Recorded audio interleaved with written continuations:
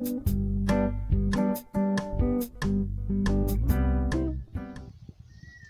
guys, so today I was going to go back and show you some new modifications I've done to the Romanian rucksack and to the Polish bread bag. I love modifying my own gear, and I think a lot of people out there do too. It's very satisfying to tweak things around to where they fit what you want. So the Romanian rucksack and the Polish bread bag are both really good for projects because of the way they're constructed. It's the heavy canvas, it's good leather, and it's a fairly simple design, so it's easy to tweak to what you want it to be. So anyway, one of the things I have added to it is this. This waist pack came from a cheap Walmart backpack, and I wanted to add the capability of putting a waist pack on the rucksack just in case I was using heavier weight. What I ended up doing was, you see the 4 Chicago screw attachments in the, this is probably about 10-ounce leather, sewn through, and this isn't fabric, it's fabric on the outside, but on the inside I put a piece of cutting board of the thinner plastic cutting board right here. And what that does is where the rucksack meets with these, the weight cannot push inward against my back. So I inserted, like I said, a piece of cutting board plastic there. It's got nice 4 heavy-duty Chicago screws, so that's not going to come loose anytime soon. And the pad itself is great. You know, it's really comfortable, it's adjustable, and it doesn't weigh anything. So I just throw this in the back of my pack in case, you know, I've got to carry more weight. Probably anything more than 30 pounds, I would have this on. A while back, I was down at the Quebecer Indian Reservation for a week, and we were hauling in equipment so that one of the little villages could get internet. And it's the first time they'd ever had internet at that location. So I used my Romanian rucksack to carry the gear in, and it worked great. I didn't even need the waist pack for that, but it worked really good. We set the whole thing up on the roof, and it was fun. While I was out there and getting a chance to using the rucksack and the Polish bread bag, using them for transportation from buses to cars, lots of hiking and things like that, it really gave me a chance to decide what mods I wanted to add to the rucksack and what I wanted to not have on. So right now, here's where we're at with the Romanian rucksack. If there's any Monster Hunter International fans, you'll know what this is. So the grim locks are still here, top and bottom, and that's to attach the Polish bread bag. However, I've added a slot here and a slot here to kind of keep them always down, because you can still attach the bread bag right there, no problem. I've also attached a handle, and this came off an old Army. When I was in 10th Mountain, I had a butt pack, a pogey bag that we kept on the back of our LBE, and I stripped it down. It's like 30 years old. I stripped it down and kept the handle off of it, attached that here to the top. Here you can see I've changed the, instead of having the single point attachment, now we have double point attachments. I used probably, this is maybe 6 or 7 ounce veg tan leather.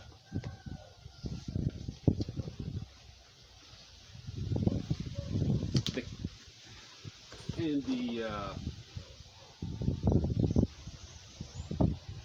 little plastic straps, these I just took off of an old cheap backpack because I've had several lying around. So these are secured both sides, so you're not going to pull through this. Everything's hand sewn. I don't have a sewing machine.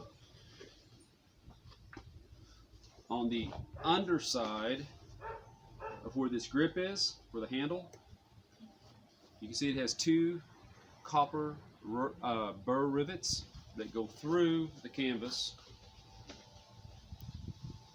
through leather here on this side. So you're definitely never going to pull that through. You guys saw the 550 cord and the pull on the last video. Since then I've added on my sitting pad, I made out of kind of a Tyvek material. The foam is still there, but I also added part of a cutting board on this side.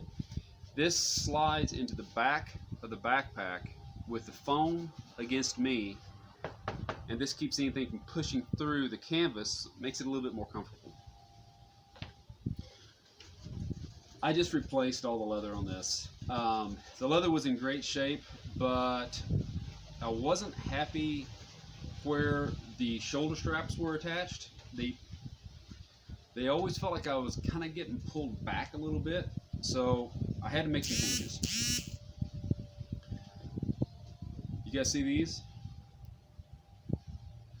This is 1/8 inch thick rebar, and I went down to the local hardware store here in Costa Rica and picked this up for like a $1.50. You can bend it by hand, and what I did was I turned the rucksack into an internal frame, and you can see it's stiff now, which works great using the waist pack because all the pressure goes on these 2 points right here, comes straight down right onto the waist pack for a heavier weight. So anyway, I replaced the leather here, added some burr rivets, redid the sewing. Oh, also while we're inside the pack itself, of course you guys saw that I had redone all the edges with leather. A buddy of mine, Army Mace off of Bushcraft USA, probably a year ago had sent me like a gift pack with little Condora zipper bags. Well, I took one of the zipper bags and sewed it into the inside flap of the rucksack because it's about the same width. By doing that, I'm using this as a first aid kit. I figure it's always going to be there. It'll be easy to tell someone else where it's at in case I need to. And it's super durable, it's lightweight, it works great. So anyway, it's sewn on to the backside with waxed thread, so it won't, in case this gets rained on, it won't leak through. On the sides, you guys saw before where I put the molly straps, top and bottom. I've also added a compression straps on both sides, and this is worked great. The compression strap on this end is attached to this piece of leather right here, with the rebar going in between. And there's 4 different areas besides the 2 top, 1 on each side and 2 on the bottom, where the rebar is sewn in. And this is where, of course, the 4 holes for the Chicago screws go. Now, when I'm not wearing this with a waist pack, these tilt back, so they don't rub or anything like that. They work really, really good. And again, this is about 10 ounce leather here. The rebar is sewn all the way through because this is where all the weight's going to go. And on the other side, another compression strap.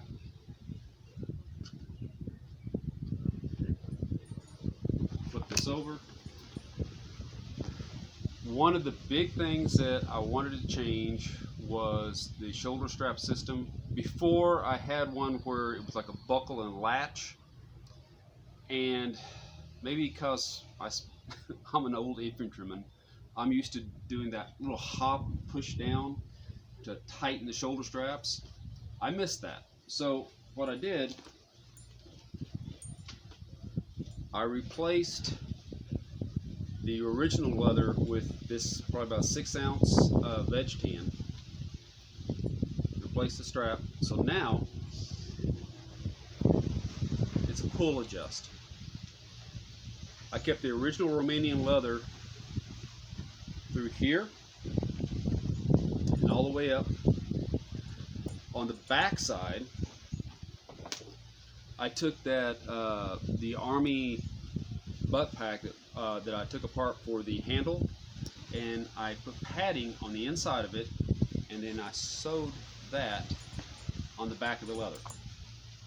So that's nice and comfortable now. No problems at all. The other thing I did, see that? There's 2 little D-rings right there.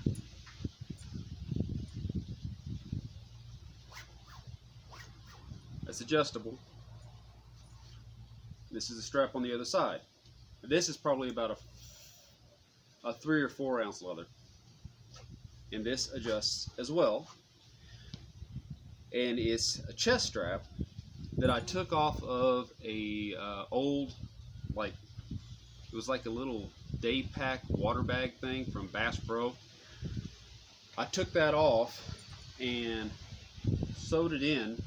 It's basically like a little ridge of fabric, and I sewed that in the strap between the canvas, padding, and the leather. So that actually made a huge difference. Bringing the straps in just a little bit, it's noticeable. That's probably the most noticeable difference in comfort that I've made. I'm really glad I did that. So with the new strap system, we have pull tight. This is just thumb strap. We have the adjustable chest strap, and how that works is you just simply come out, flip over, and it locks in place. The other thing I did, I took the straps off of the old 30-year-old Army butt pack, and I attached them off of the back of the Grimlocks. On that leather there, made a loop,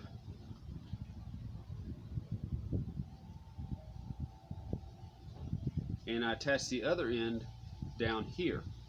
So it gives you one more point to adjust the tension. So now whenever I have the backpack on, I can do my little hop, pull down, tighten the straps, get the chest strap over, adjust it up and down exactly where I want it, and then reach up, grab the tabs, and pull them down to adjust the way the pack sets right up against me. Super nice, very comfortable, and all this stuff that I'm doing, you know, Costa Rica actually doesn't do a whole lot of camping down here, not the type of bushcraft that's usually done in the States. So I can't go to the local sporting goods store and find the parts that I want. You kind of got to make it as you go. So I've been having a blast doing that because that's kind of something I enjoy a lot.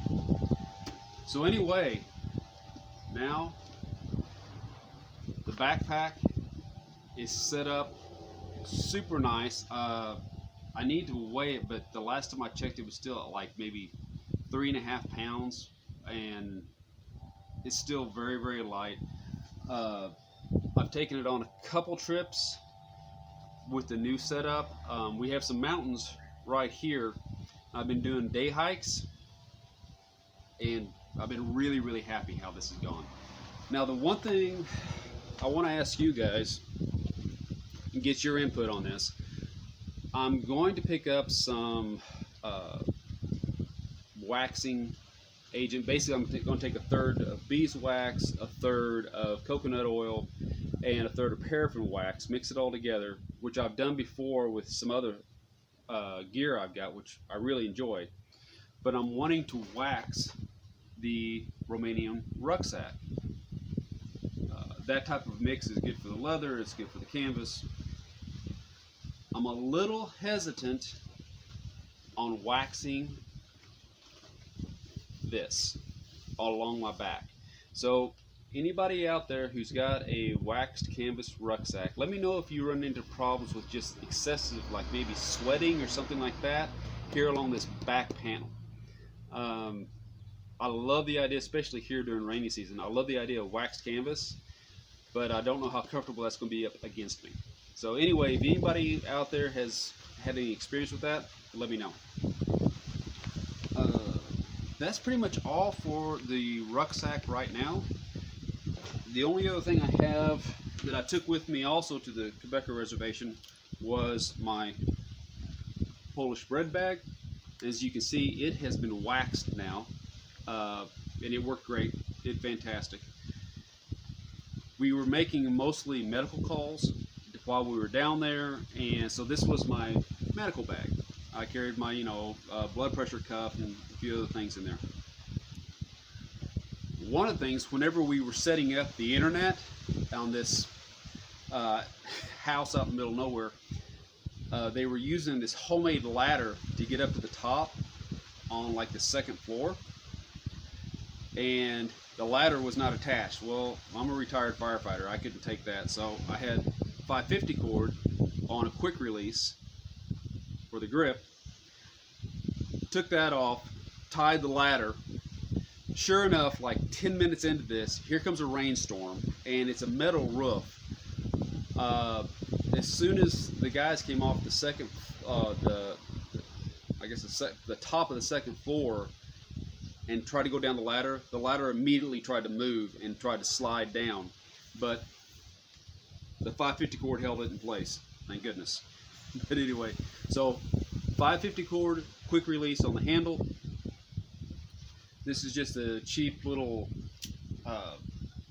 shoulder strap that doesn't weigh anything. I grabbed it off another bag and it fits inside the pouch here. I changed the release system a little bit. I added leather tabs, so now it's a little easier to undo and in case you need it. I have the same system on a leather satchel that I carry every day here. I really like it. The other thing I did, along the edge, I inserted like a bungee cord elastic, because I wanted this to tuck up underneath the flap. So I sewed a section of that in there. The other thing I did was I put, for my keys, put a little key loop in there. And I was carrying my Beck WSK while I was down there, and instead of having it on my belt or somewhere like that, I kept it in here. And you can see there's a couple little leather attachments there and there. Those go through and are attached to this version 2 sheath.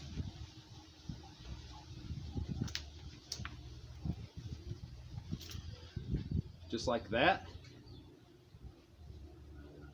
These version 2 sheaths are amazing. So that way, if I needed my knife at any particular time, sorry traffic, if I needed my knife at any particular time, all I had to do was pull the strap open and the sheath stays in place. It also stayed in place whenever I was putting it back in. So really happy with how that turned out. And that's about it. Right now I don't have I don't have any other plans to make a modification on the rucksack except for adding wax to the canvas, and I would really like to get your guys' feedback on that.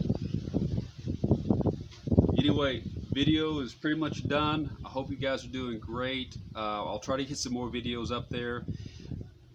Here in the next couple months, I'm going to get a in-depth video on a review on the Beck WSK and ceramic knives. Spoiler alert, I think they're fantastic. I just really want to be able to put the information out there correctly about the knives and about why I enjoy using them so much. Anyway, guys, take care and talk to you later.